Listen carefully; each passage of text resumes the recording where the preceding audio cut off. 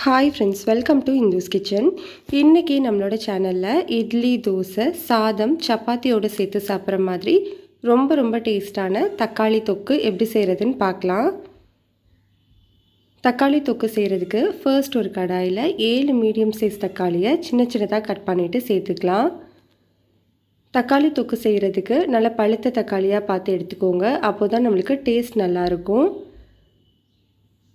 இது கூட ஒரு சின்ன எலுமிச்சம்பழ அளவு புளி எடுத்து அதை 1/4 கப் தண்ணியில் 15 நிமிஷம் ஊற வச்சுட்டு அதை கரைச்சி புளி தண்ணி எடுத்து வச்சுருக்கேன். இந்த புளி தண்ணியை நம்ம தக்காளியில் சேர்த்துக்கலாம். இதை இப்போது நல்லா மிக்ஸ் பண்ணி விட்டுக்கோங்க. மிக்ஸ் பண்ணதுக்கு அப்புறமா ஸ்டவ்வை மீடியம் ஹீட்டில் வச்சுட்டு இதை ஒரு மூடி போட்டு 5 நிமிஷத்துக்கு வேக வச்சுக்கலாம். இடையில நீங்கள் கிளறி கொடுத்துக்கோங்க. 5 நிமிஷத்துக்கு அப்புறமா நம்மளுக்கு தக்காளி எல்லாமே நல்லா மசிஞ்சு வெந்திருக்கு பாருங்கள். அடுத்து ஒரு 5 நிமிஷத்துக்கு மூடி எதுவும் போடாமல் வேக வச்சுக்கலாம். நம்மளுக்கு தக்காளியில் இருக்கிற தண்ணி எல்லாமே நல்லா வற்றணும், அதுக்காக தான். இப்போ நம்மளுக்கு தக்காளியில் உள்ள தண்ணி எல்லாமே வற்றி வந்துருச்சு. இந்த நேரத்தில் தக்காளி தொக்குக்கு தேவையான அளவு உப்பு சேர்த்துக்கலாம்.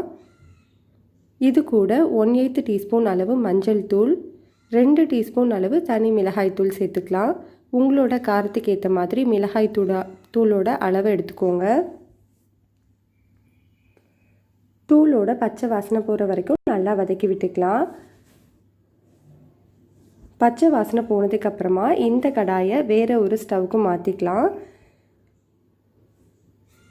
இப்போ நம்ம ஒரு சின்ன பேன் வச்சுக்கலாம். பேனில் 5 டேபிள் ஸ்பூன் அளவு நல்லெண்ணெய் சேர்த்துக்கோங்க. நல்லெண்ணெய் நல்லா சூடானதுக்கப்புறமா 1/2 டீஸ்பூன் கடுகு, ஒரு 7 பல்லு பூண்டை நீளமாக கட் பண்ணிவிட்டு சேர்த்துக்கலாம். ஒரு கொத்து கருவேப்பிலை சேர்த்துக்கோங்க. ஒரு 30 செகண்டுக்கு இதெல்லாத்தையுமே நல்லா ஃப்ரை பண்ணி விட்டுக்கலாம். இப்போ இந்த தாளிப்பை எடுத்துகிட்டு போய் நம்ம தக்காளி தொக்கில் சேர்த்துக்கலாம். ஸ்டவ்வை மீடியம் ஹீட்டில் வச்சுட்டு ஒரு 3லேருந்து 4 நிமிஷத்துக்கு நல்லா வதக்கி விட்டுக்கோங்க. இப்படி நம்ம நல்லா வதக்கும்போது அந்த நல்லெண்ணெயோட ஃப்ளேவர் அப்படியே இருக்கும். அதே மாதிரி தக்காளி தொக்கும் ரொம்பவே டேஸ்ட்டாக இருக்கும். எண்ணெயோடு சேர்ந்து நல்லா வதங்கினதுக்கு அப்புறமா இதில் 1/4 டீஸ்பூன் அளவு வெந்தய பொடி சேர்த்துக்கோங்க. வெந்தய பொடி சேர்த்ததுக்கப்புறமா நல்லா மிக்ஸ் பண்ணிவிட்டு ஸ்டவ் ஆஃப் பண்ணிக்கலாம். அவ்வளோதான், நம்மளுக்கு ரொம்ப சிம்பிளான டேஸ்டான தக்காளி தொக்கு ரெடி ஆகிடுச்சு. கண்டிப்பாக இந்த ரெசிபியை நீங்கள் ட்ரை பண்ணி பாருங்கள். ரெசிபி பிடிச்சிருந்ததுன்னா லைக் பண்ணுங்கள், ஷேர் பண்ணுங்கள், கமெண்ட் பண்ணுங்கள். மறக்காமல் நம்ம சேனலை சப்ஸ்கிரைப் பண்ணிக்கோங்க.